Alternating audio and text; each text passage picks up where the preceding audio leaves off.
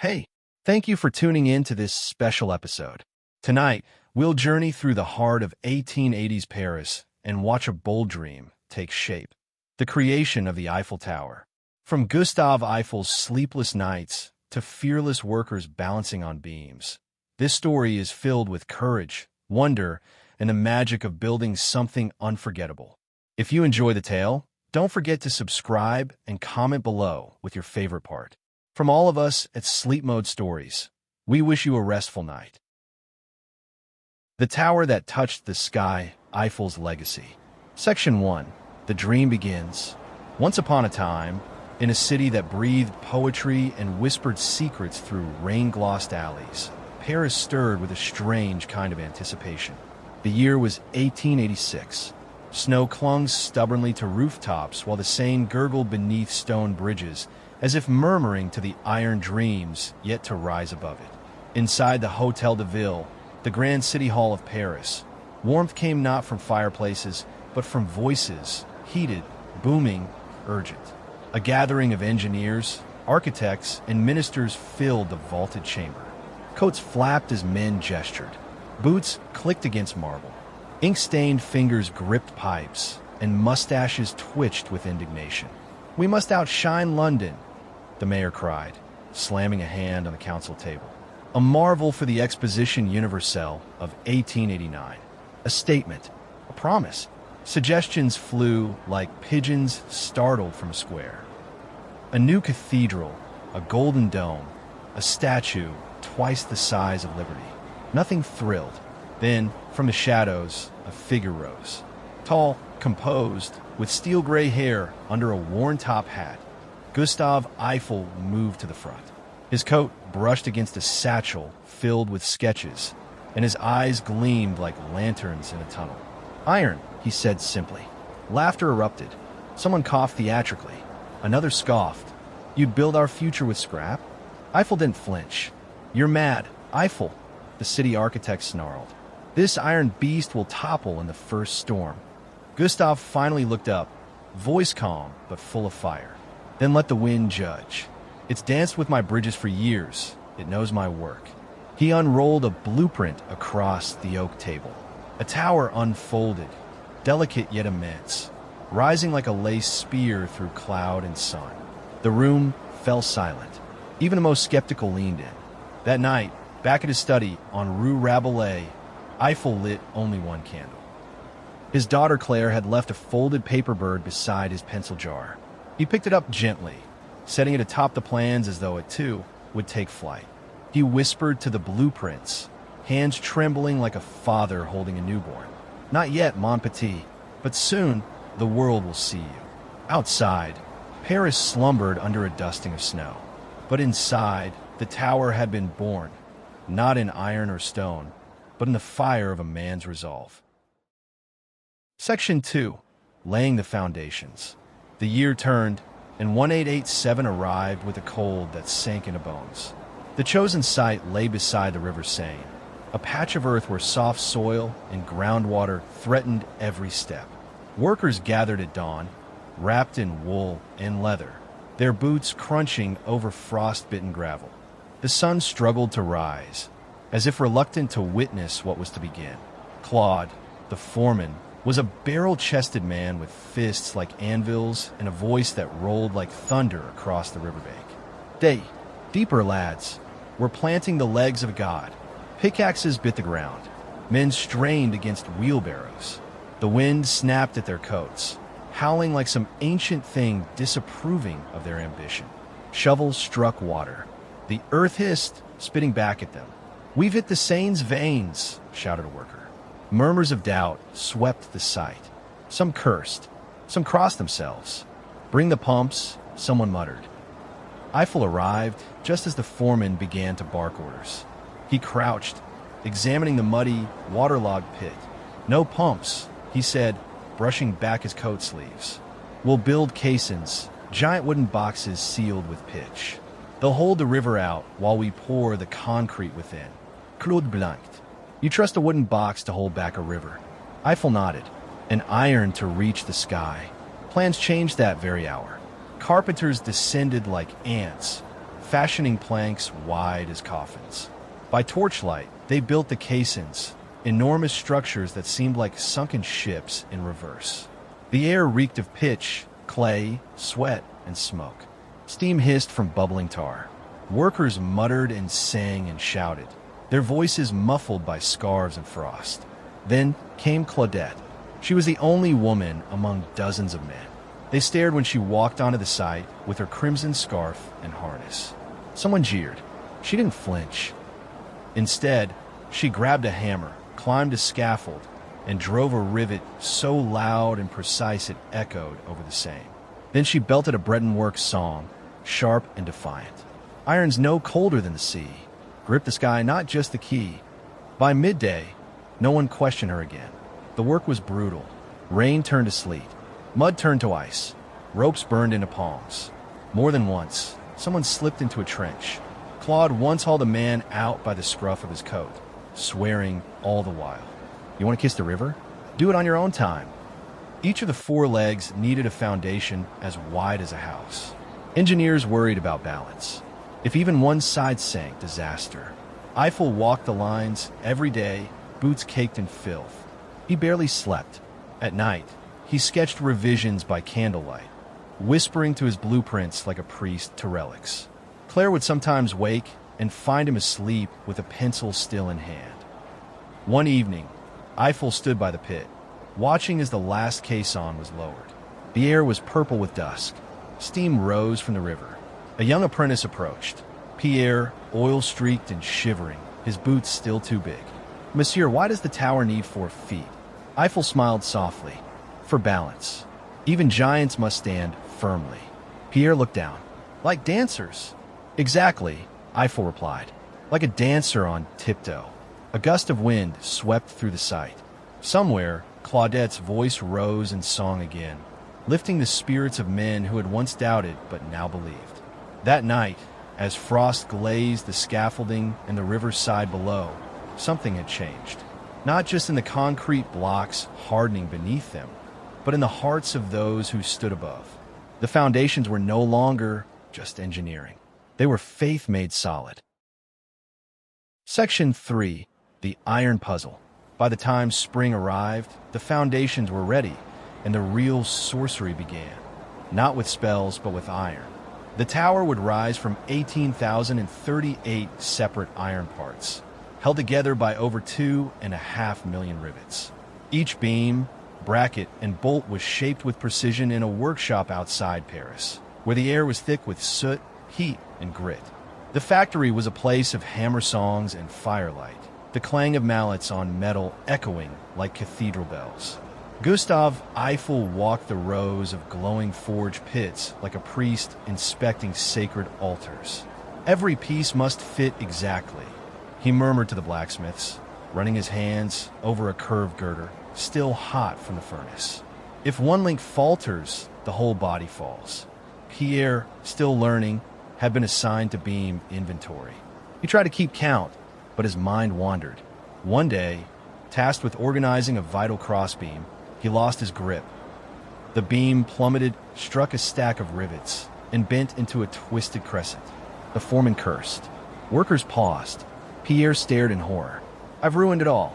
Eiffel came swiftly. He didn't scold. Instead, he knelt beside the beam and looked Pierre in the eyes. "Iron bends. So do we. That's how we learn." From that day, Pierre worked harder, thinking in angles and arcs. And he dreamed at night of a way to make rivets safer.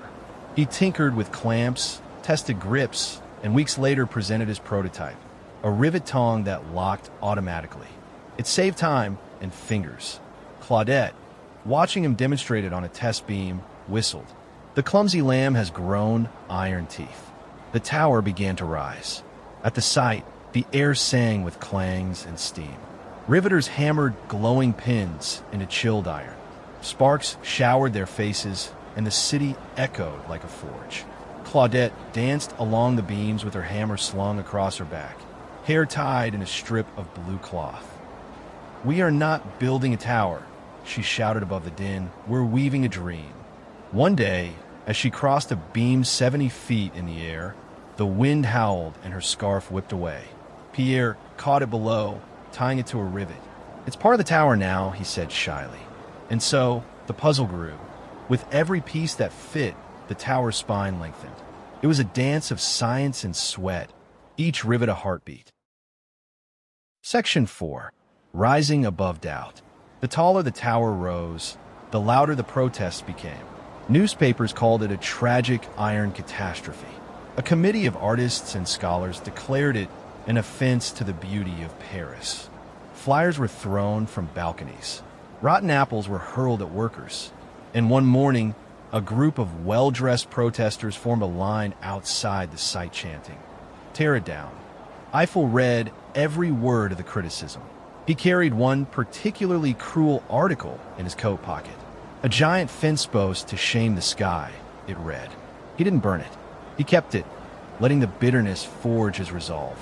One moonless night, he wandered up the partially built structure. Rain slicked the beams. Wind hissed through the iron. He climbed until he could see the spires of Notre Dame across the city. Alone, he knelt on a beam. "I have built bridges over impossible waters," he whispered. "But this tower, I fear I've built a bridge to nowhere." The next day, he returned to the site.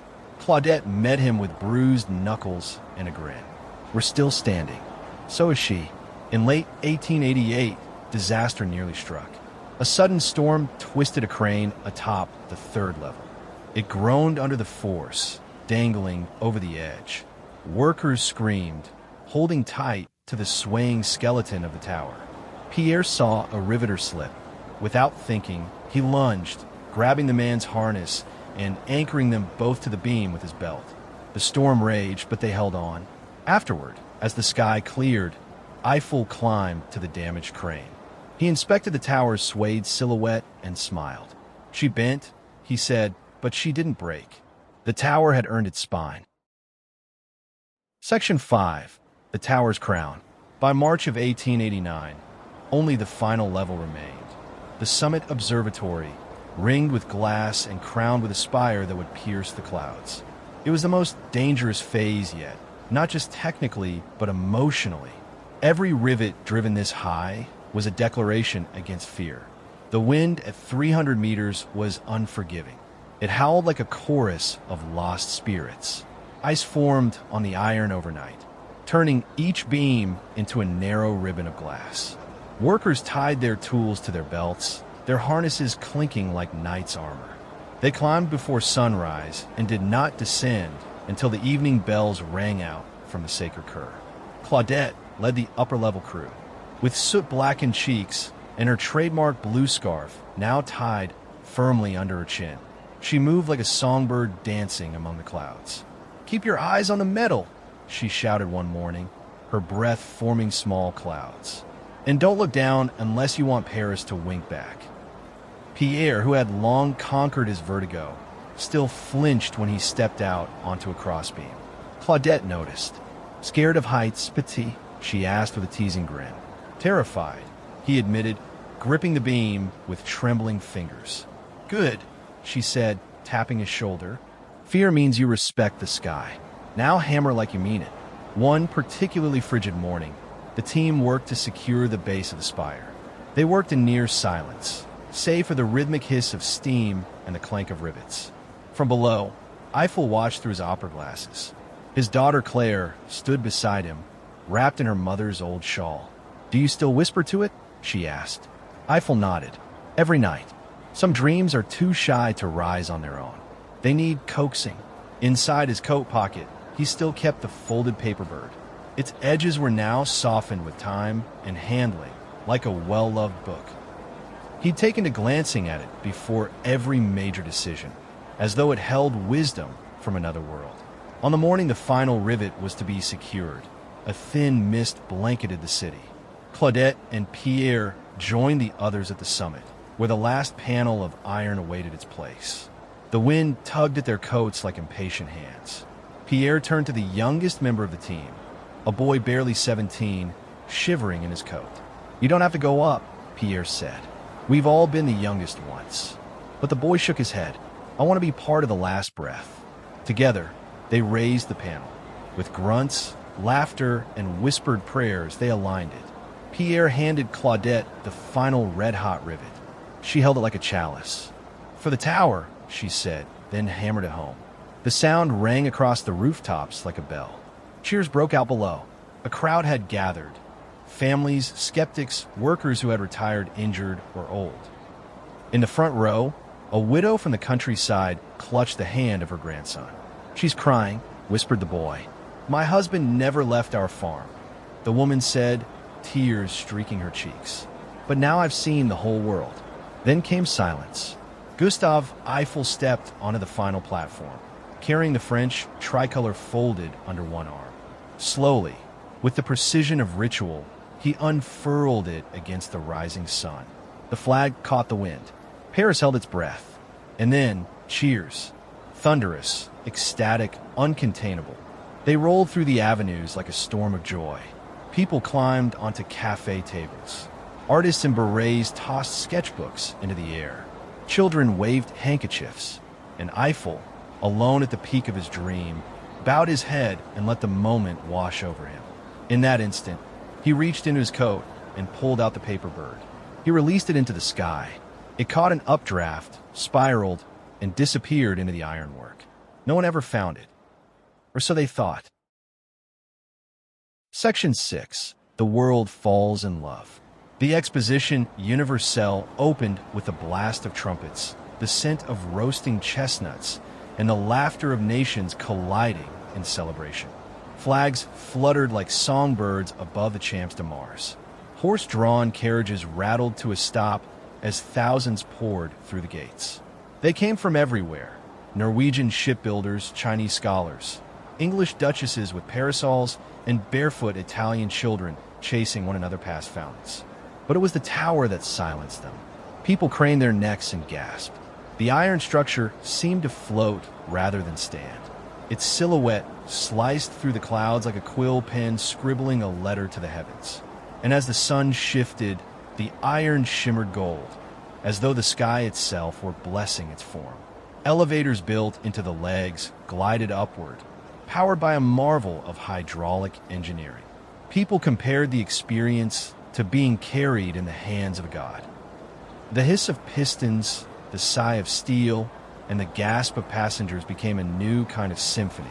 A British journalist declared, "It moves like magic."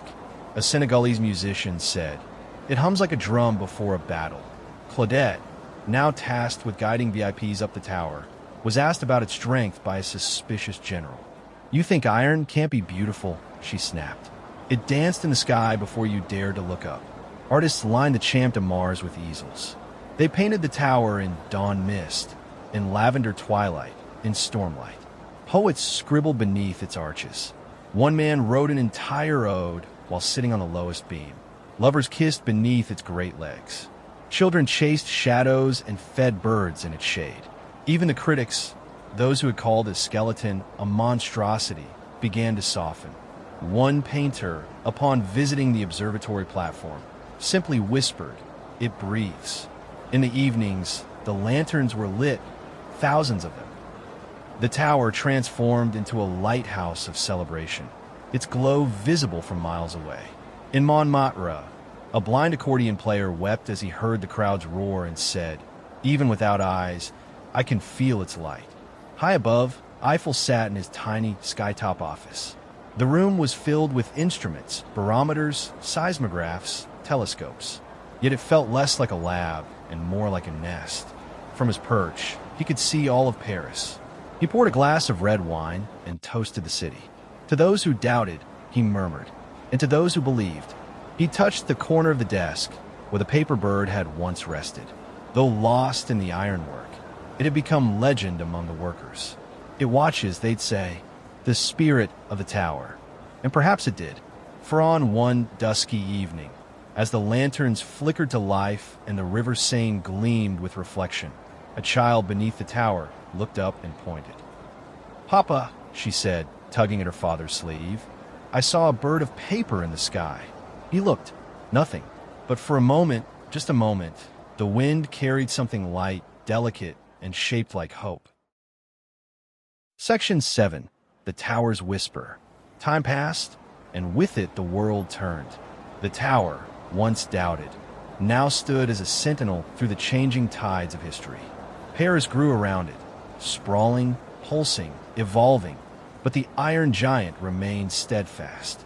Through spring fogs and summer fireworks, autumn rains and winter snow, it stood tall, and people kept coming. Storms came, as they always do. In 1900, lightning struck its upper spire. The iron sparked like a defiant torch, but the tower held. In 1914, with war on the horizon, military commanders used its height to send radio messages, giving birth to a new kind of warfare. And still it stood. But not all stories are written in thunder. One evening, long after the cheers of the exposition had faded, a man walked toward the tower. His beard was gray now, and his steps slower. Pierre, the boy who had once dropped a beam and saved a life, now leaned on a walking stick. By his side was a boy no older than he had been then, his grandson, Luc. "Is it true you built it?" Luc asked, staring upward in awe. "I helped," Pierre said, eyes glinting. One rivet at a time. They reached the base and sat on a bench. The sun dipped low, gilding the arches with amber. "See how it sways, just a little," Pierre said. "That's Gustave whispering, still standing, my friend." Luc giggled. "Does it talk to the sky?" Pierre smiled.